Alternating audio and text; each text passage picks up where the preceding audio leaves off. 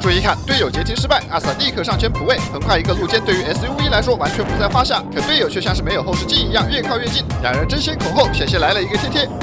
警灯一开，悠哉悠哉，赶快去拿纸，蹲下就开始。欢迎收看《最后的自由》，讲美国老哥最后的自由。现在阿肯色州谢里丹的阿 Sir 正在路上巡逻，正闲得蛋疼的他突然听到了队友的加密通话，摸清了位置，阿 Sir 立刻赶往现场。倒也不是有多爱追车，主打的就是一个喜欢乐于助人。只不过他自己都没想到，居然会离老哥这么近，才刚到路口，车还没停稳，老哥和队友就低空飞了过去。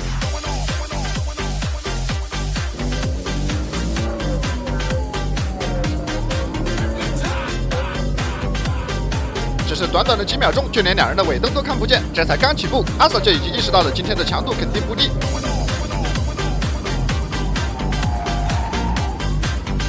从弯道处轮胎的摩擦声就能听出来，这个速度过弯已经达到了车辆的极限，可见阿 Sir 已经尽了全力。没办法，面对老哥这辆车，别说是落后了这么多的阿 Sir， 就是队友稍有不慎也可能跟丢。老哥所驾驶的是一辆高性能版的福特野马 GT， 它搭载 5.0自吸 V8 发动机，最大马力460，100公里提速仅需4.3秒，最高车速可以达到260公里每小时。面对这家伙，别说阿 Sir 驾驶的只是一辆福特探险者，哪怕是倒机充电器来，也照样有可能被甩到看不见尾灯。可见阿 Sir 万万没有想到的是，前方路口出现的情况完全出乎了他的意料。老哥没有提前选好方向，转弯慢的一拍，居然被队友给贴贴了，这一下被顶到了对面车道，但好在救车及时，重新掌握控制权的老哥跨过路肩，重整旗鼓，再次上路。阿 Sir 一看这老哥像个软柿子，于是立刻加速准备抢头，甚至险些因此撞到队友。从他在应急车道走了许久就能看出来，队友并没有立刻减速让行，可见他对阿 Sir 的行为是极为不满。毕竟他一个贴贴已经将老哥干到了大残，现在被人截胡得如此明目张胆，气愤的不行，却又无可奈何。可老哥的表现似乎并没有那么容易拿捏。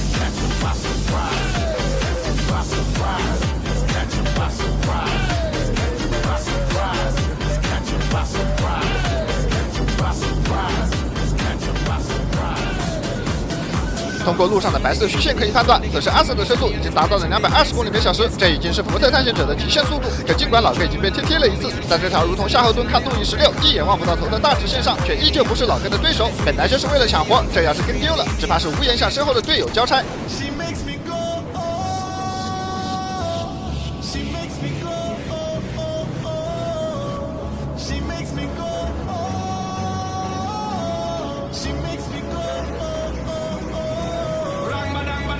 顶着220公里的极速，在老哥身后已经跟了近2分钟。虽说没有被甩掉，但距离截停还差着10万8千里。看来阿 Sir 有些错估了老哥的实力。就这状态，队友再追5分钟，自己接手都不迟。超过队友之前，小小野驴如同插标卖首尔，看我轻松将其拿下。超过队友之后，这野马实力竟然如此强劲，绝非一人能与之匹敌也。为杜绝后患，诸君速速上车，与我一同奋战。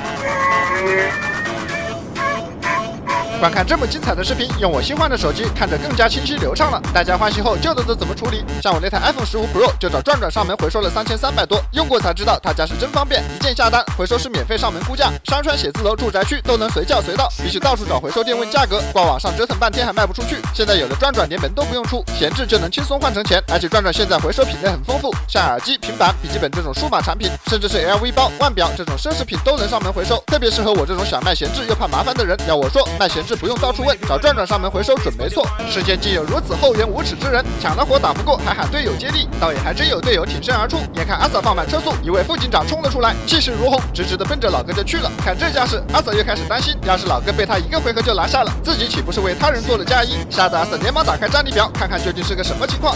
好，五星大佬。虽说这个实力放在阿肯色州并不算高，但应该也不至于被队友一招制敌。保险起见，阿 Sir 还是加快了车速，尽可能的实时观察两人的战况。这位副警长确实有2把刷子，硬生生的将老哥逼到了应急车道，更是一路紧紧的贴在老哥的侧后方。这进攻的姿态，摆明了就是在等待机会。要是老哥稍有不备，就有可能被一举击溃。这架势让阿 Sir 有些后悔让出了第1顺位。一旦老哥没有顶住，那自己前面的努力不是全都白费。阿 Sir 一边加速，一边祈祷队友找不到机会。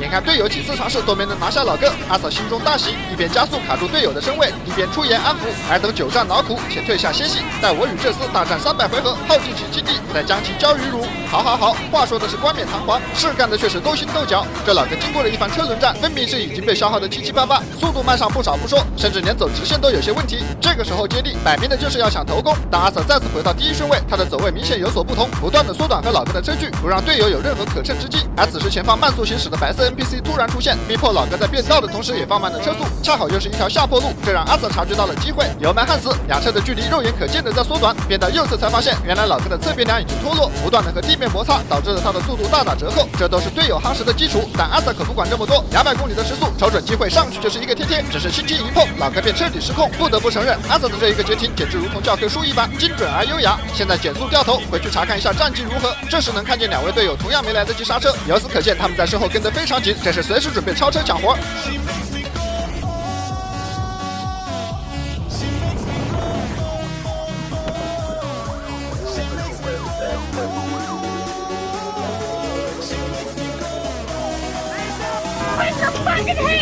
这位女警官一边语言输出，一边悄悄地向后撤退几步，随后收枪，开始拨弄自己的头发。看得出来，大家都是很有工作经验的人，知道如何用最少的体力完成1天的工作。经过调查，车里一共有2人，2人身上都有着未执行的逮捕令，在他们身上还当场搜出了管制药品。不过2人的身份并没有公开。随后2人被送往医院接受治疗。这辆野马是一辆被盗车辆，看来是时候通知车主来拿车了。这不是我的车，我的车可不会单手倒立。